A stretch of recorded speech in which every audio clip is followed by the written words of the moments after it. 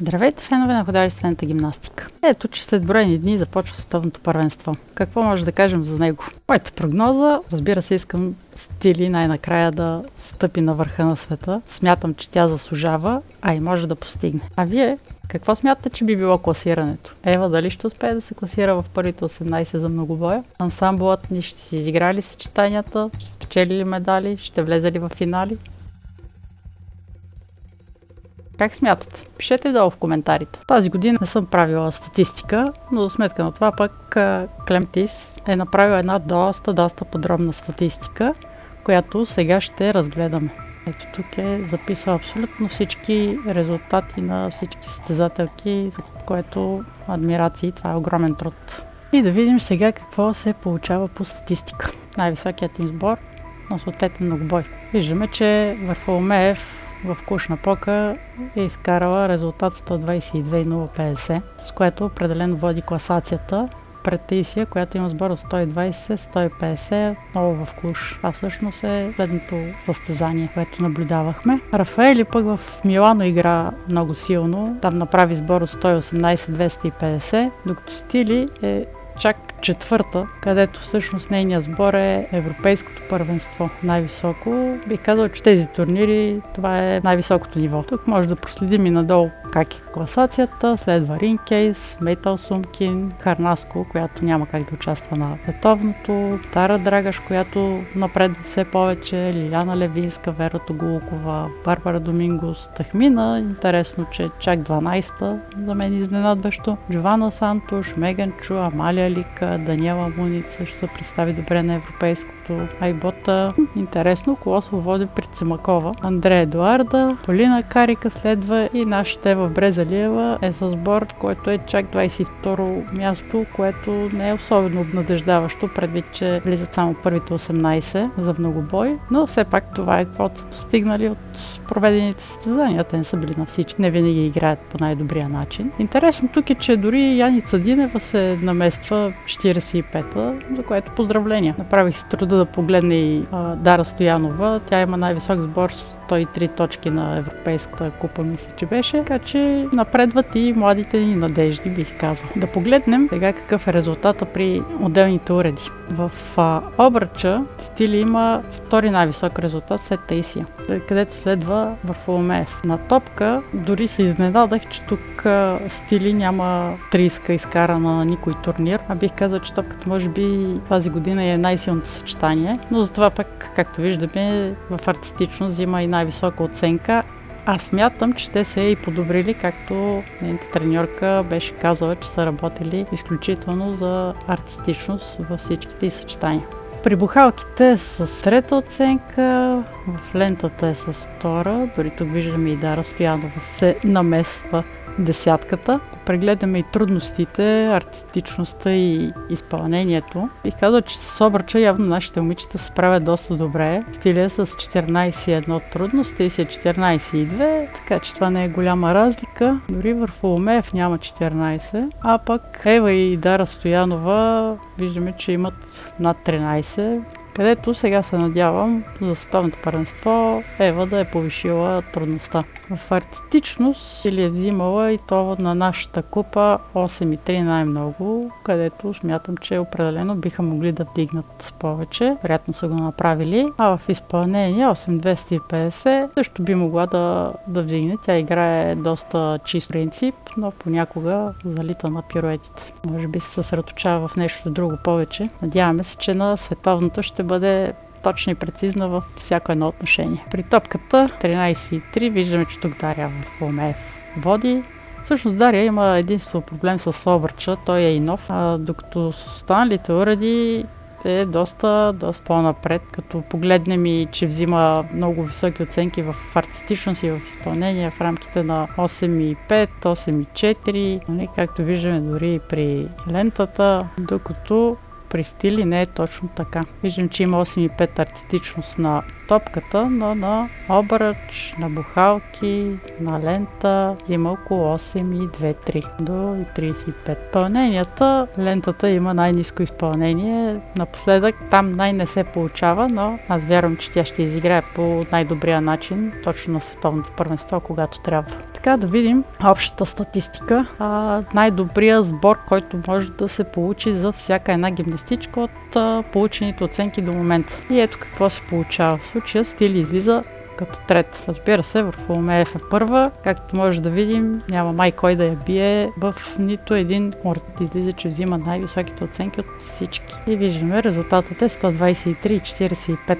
Докато при Таисия е 121,7, а при Стили е 121,3. Разлика от 40 за 4 уреда. Направо си е несъществена, но разликата с Варфоломеев си е едни 2 точки, което определено е доста. Това са по половин точка на Морт. А пък Рафаели виждаме, че с още 2 точки се движи по-назад. Тази класация, ако погледнем, излиза, че Варфоломеев няма кой да я бие, освен ако тя сама не се бие. Ето, не е изключено, разбира се. Всичко става, това е състезание. А пък Таисия и Стили ще се борят коя да вземе второто място, може би. Това е статистика и статистиките не винаги отговарят на това, което се получава накрая. Всички очаквахме Стили едва ли не да стане олимпийска шампионка. Тя дори не влезе в финалите, така че състезание и не знаем какво ще се случи. Просто си гадаем. А тук пък е изкарала най-добрите оценки на всеки уред в сезона на всяка гимнастичка. Както виждаме, също ние го видяхме преди малко в предната таблица. Стили по този начин е четвърта.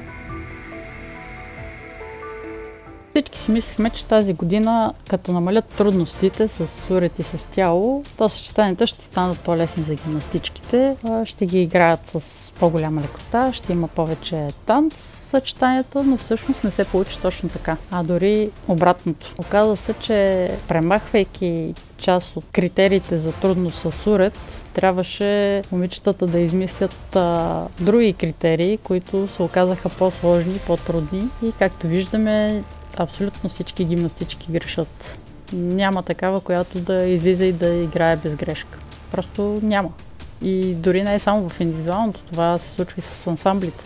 Така че се очертава наистина едно много силно интересно състезание, където няма да знаем кой ще бъде победител. Както в минали години си знаехме горе-долу тройката, или поне осмицата бяхме сигурни кои ще са. Сега дори 18-ката не се знае кои ще са. Силно се надяваме Ева да попадне в тази 18-ка, а Стили да се представи по възможно най-добрия начин, за да получи най-накрая заслуженото. Тук са трудностите с тяло и с уред, т.е. дето го е сумирала от най-високите трудности. Какво се получава, че Онофричук има най-висока трудност. Следва Стили. И разликата им е 4 както виждате. И следва Драгаш. Всъщност те са еднакъв сбор от трудност, Драгаш и Варфоломеев. След това и Кромова, която е почти 2 точки по-малко. Рафаели, много интересна статистика се получава тук. А Ева има 52,1 трудност.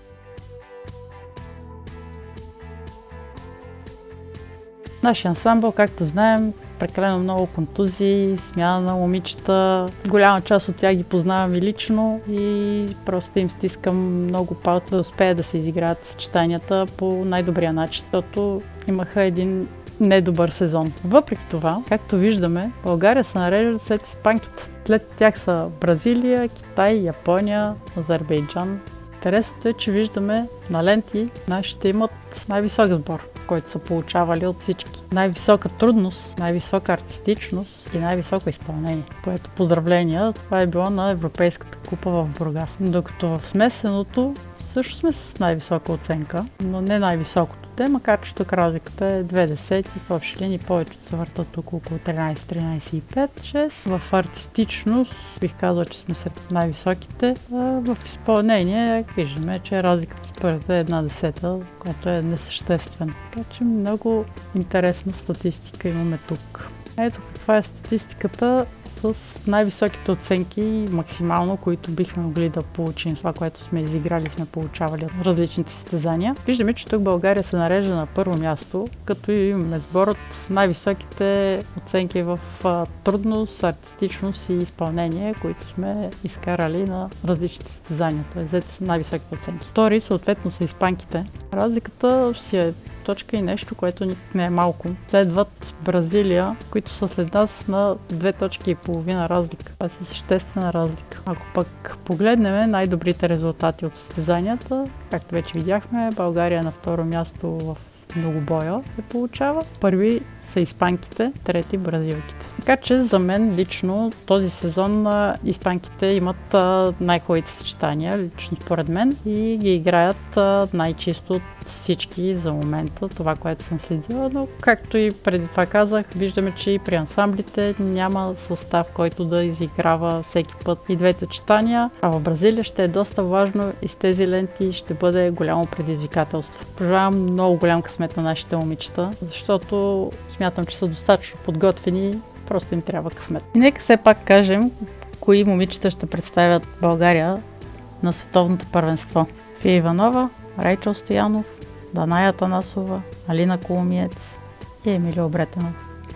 Както вече знаем, София Иванова и Райчо Стоянов са момичетата от предишния състав. Едни от новите попълнения са Даная Атанасова, Алина Коломиец, които всъщност до сега играеха в състава, и най-новото попълнение е Емилия Обретенова, която е в състава от много скоро. Тя играе само кушна пока в двете съчетания, защото се оказа, че трябваше в буквално последния момент да замести Иван Бошкилова, която играеше в смесеното съчетание. Но тя се справи много добре с задачата.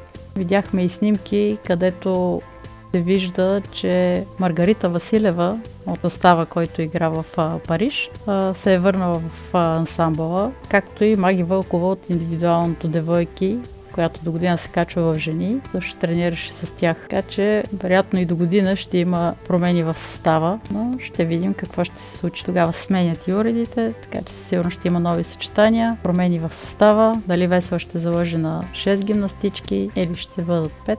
Предстои да разберем. Квалификациите, както при индивидуалното, така и при ансамблите, е много важно, тъй като те ще определят и отборния шампион за 2025 година. Така че се надяваме Иляна Николова, Ева Брезелева и ансамбъла да се представят по най-добрия начин във всичките си изигравания. Имаме и много добри новини. Eurovision Sport ще излъчи цялото първенство, така че ще може да наблюдаваме онлайн и квалификациите, и финалите, и всичко, което ще е чудесно. Също така, BNT3 ще излъчва световното, само че самия многобой, както и финалите, многобоя при ансамблите и финалите. Може да го гледате и онлайн, но това ще може да се гледа на територията на България. Сега ще няма стартови листи, но следим платформата на FIC. Когато вече има такива, ще пусна в моя канал във Facebook Live to You. И остава да чакаме с нетърпение най-голямото състезание за годината. А след него се оказа, че съм пропуснала и друг турнир през месец август, а именно Грация Къп в Унгария, който ще се проведе на 30 и 31 август. Виждаме, че има заявени състезателки от Индия, Полша, Грузия при девойките и жените. А в турнира, който не е по ФИК, ще видим едни от най-добрите руски състезателки. Така че се очертава едно интересно състезание и няма да скучаем и след световното първенство. Ако искате да гледате съчетанията на най-добрите гимнастички в света, включително на нашите момичета, може да ги намерите в другият ми канал Live to You. Ако това видео ви е било полезно и искате да следите още новини, състезания, анализи от света на художествената гимнастика, абонирайте се за канала, харесайте видеото, натиснете камбанката и не пропускайте нищо ново. До скоро!